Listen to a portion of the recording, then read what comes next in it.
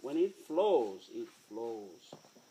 Hawaiian have this thing called protocol. Before you come into class, before you walk into a property, before you get into your garden or your fishing or your mehana, your work, you go into your classroom.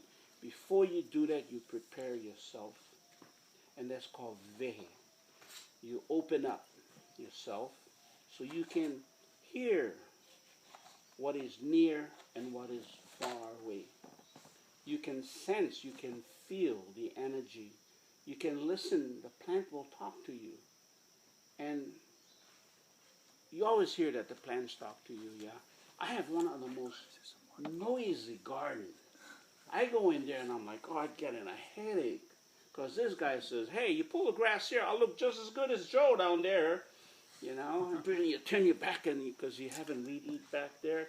So you put your back so you don't hear it and don't see it. But it tells you. So, Ike Kupuna is the knowledge passed down from the ancestors. How do you get it? Not hooking up your rap music. Not putting on things, going in totally out of that, and this is how you cut yourself, because you're not paying attention.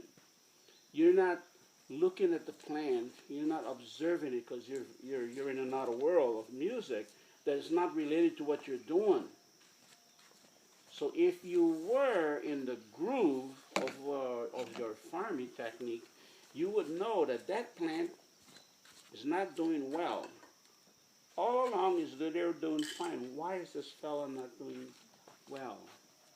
So this is how our ancestors learned, because they were keen observers.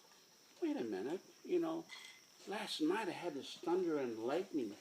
That poor guy was sitting in the water drowning. Observation, yeah. They knew. So, 30 years later, his grandson goes, why, I want to grow it there because it looks nice. Beautiful day, but something's telling him, don't plant it there. He doesn't know why yet. That is your ancestor knowledge coming in. So they say, okay, that's great, ancestor knowledge. Passed down through the genes, the DNA from generations. What happened if you're not Hawaiian? I'll tell you this story. This young man came from Iowa, I think, and he came here to Hawaii and he just fell in love with tarot. So he calls me and he wanted to learn about tarot. I said, sure. So for a couple of months he would come visit, I'd visit him. I'd take him to different gardens, so different farmers, different friends, different techniques. And then all of a sudden I don't hear from him for a while. So I'm like, oh, maybe he gave up. And one day I meet him and I go, hey, John, how's it going? And he goes, oh, good, I'm going. So what, you still into tarot? I mean, yeah, I'm enjoying, I've got all of these varieties. And he started telling me those varieties. And I go, wow. Then he said, I told him, God, I haven't seen you in a while, so I was wondering maybe you gave up. And he says, oh, no, Uncle, I have an old Hawaiian man teaching me. And I said, an old Hawaiian man? He goes, yeah. But the way he spoke and the way he looked around, I sensed something was, not the story wasn't complete. So I told him, so this man, you know his name? And he goes, no, we don't speak. So I go, okay, is this man coming to you in your dreams or, in and out? And he goes, in my dreams. He's met this Hawaiian man that he dreams about it, and the next day he goes out and he does it. This guy has no DNA. This particular person was able to have that sensitivity to communicate with past other people. So, sensitivity, if you can open it up and receive the sensitivity, just like when you open up and get your ancestors' knowledge back into you, it's extremely resourceful. Okay, person comes over. This is a girl, a young couple. They built a house, and I got to meet them. We ended up going to a Hawaiian language and music together. And when she came to Hawaii, she just, Hawaii, nothing particular. But where she built her house, she said, Uncle, um, because when, by the time I met her, she was into hula dancing, into language, anything Hawaiian, she was immersed in herself. And I said, wow, that's cool. And she said, yeah, when, got to know each other better, we were sitting down, and she said, Uncle, I have visitors. So Pualem is famous for that area. I go, visitors? She said, yeah.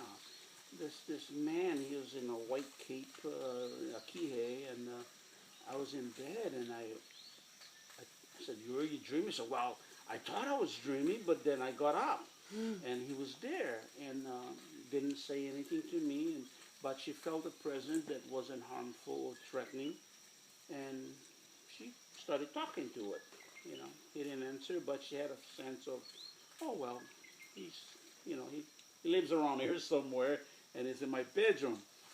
And after that, she got visitors in the evening, especially moonlit night, beautiful. She would go out, and she met hula dancers.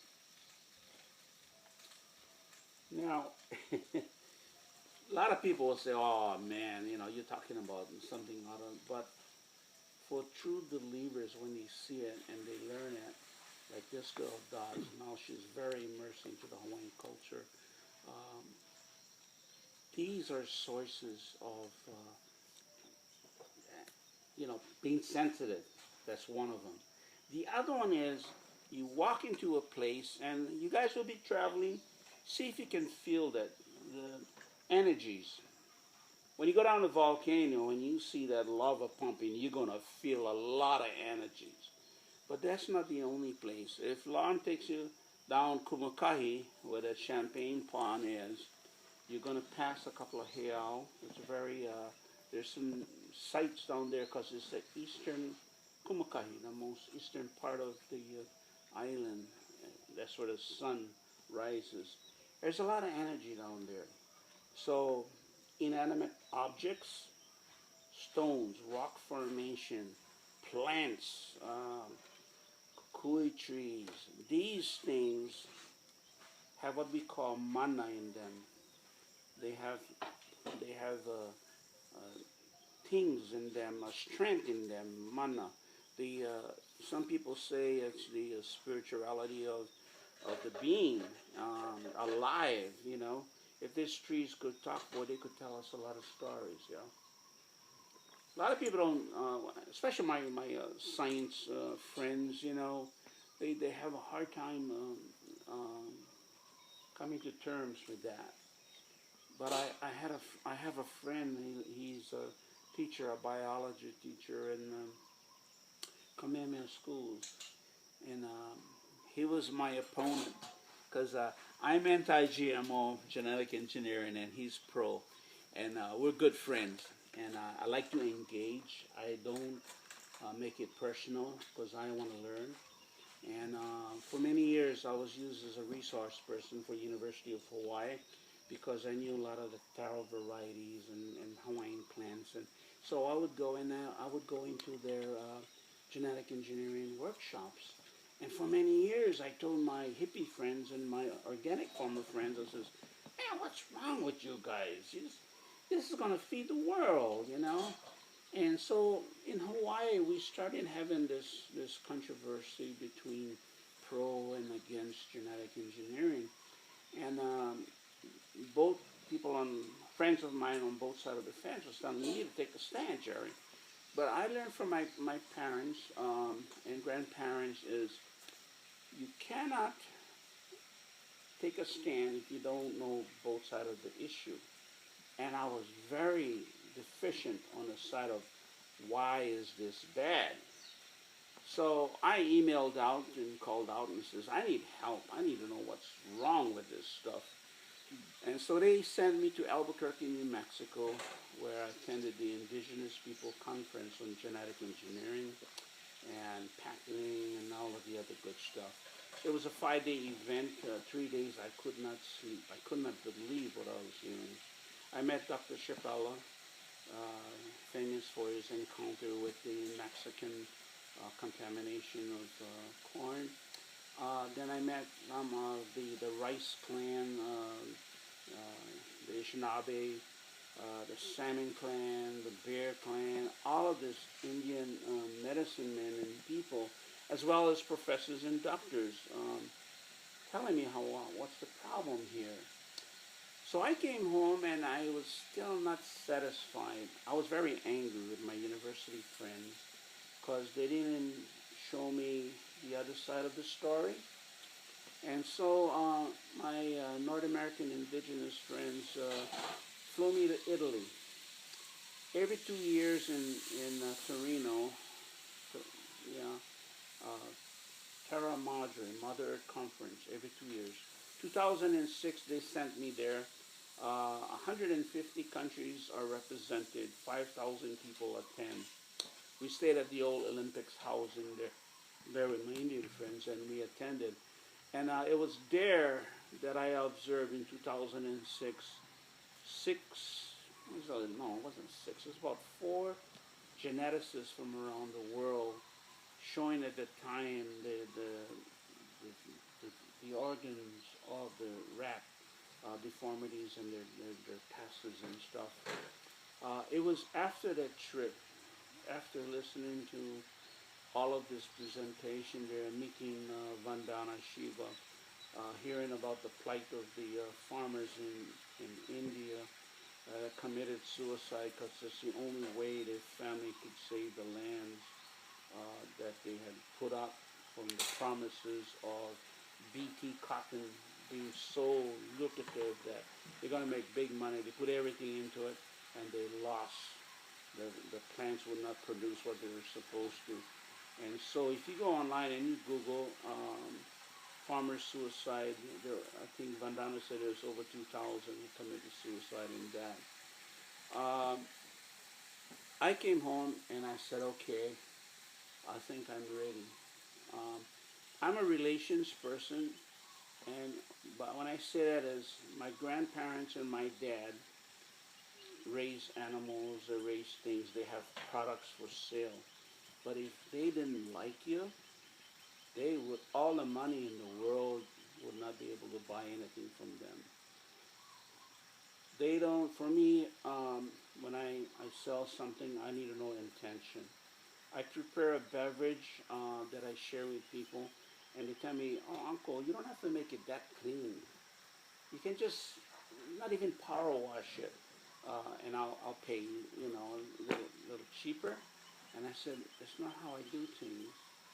I prepare my product the best I can because that's what I drink, my family drinks, my friends drink, and that's the way it is. I'm sorry, there's no cutting short. So the idea here has been learning about that. So when I came back, of course, naturally, I called my hippie friends and my organic farmer friends and went there and gave a report on what I had learned and everything and apologized to them. Yeah. Whereupon I asked my lady friend Nancy Redfeather, who there were only two persons at the state legislature at that time were protesting genetic engineering of food. And so I asked them, I said, well, Makakavo, I am ready, I am prepared. What do I do? How do I prepare myself to engage and make the change that we need to?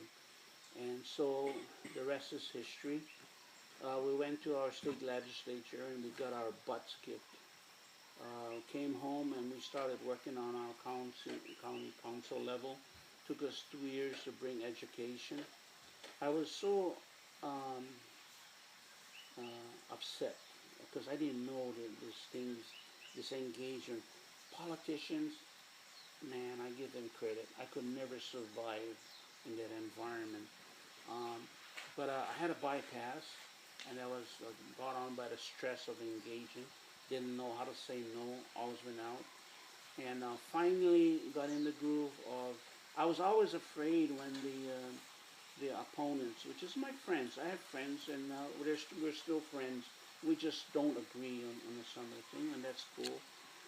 They're sitting and they're engaging.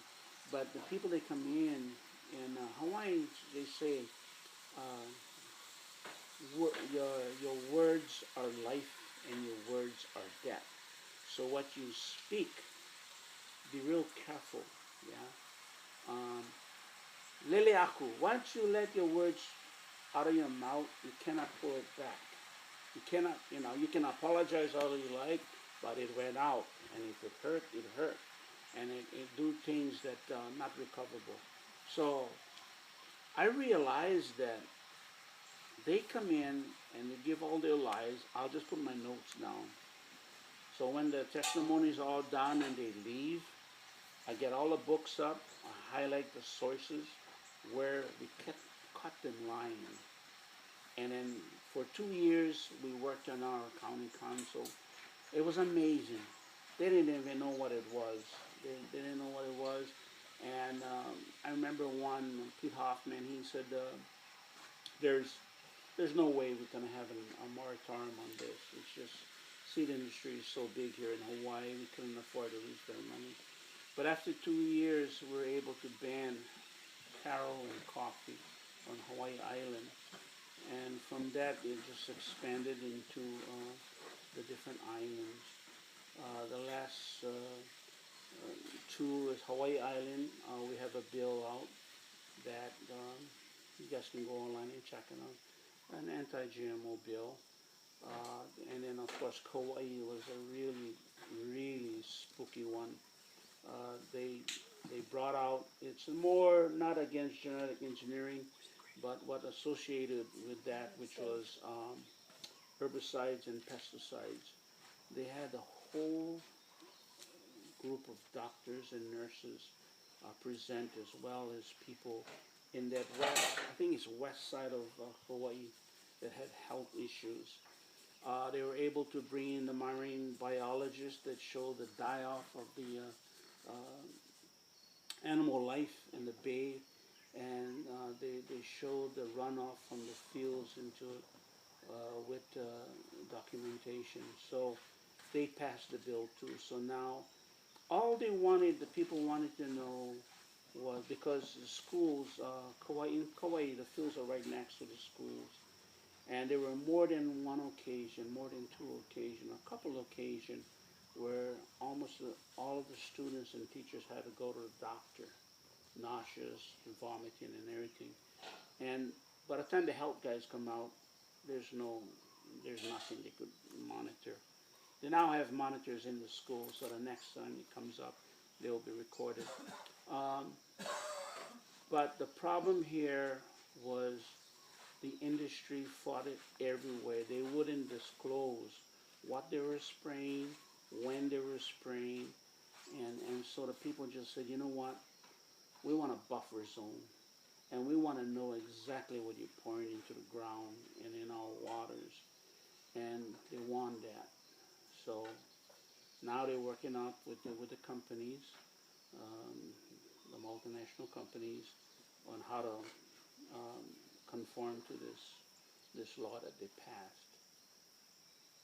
That's when a lot of ways. So anyway, I want to get back on track about plants. And is there anything you guys like to know personally about Hawaii?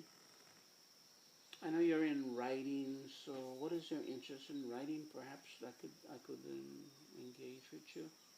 Well, I'm really just interested in stories. Like, I've learned so much already. There's about like your story, so I'm kind of trying to take all that I learn here and make it into something so I can reach other people with Excellent, it. So, excellent, good. Well, let me talk about that a little. Hawaii, Hawaii has some very interesting history. Prior to the kings and the queens and the royal family, Hawaii wasn't always bad. So when they say, well, traditionally Hawaii is this, you need to go, what part of history of Hawaii are you talking about, Because before the Tahitians came over, they were the one that introduced the classes, the maka'ainana, the commoners, and then the king and the royal families and stuff like that. They introduced it. Prior to that, it was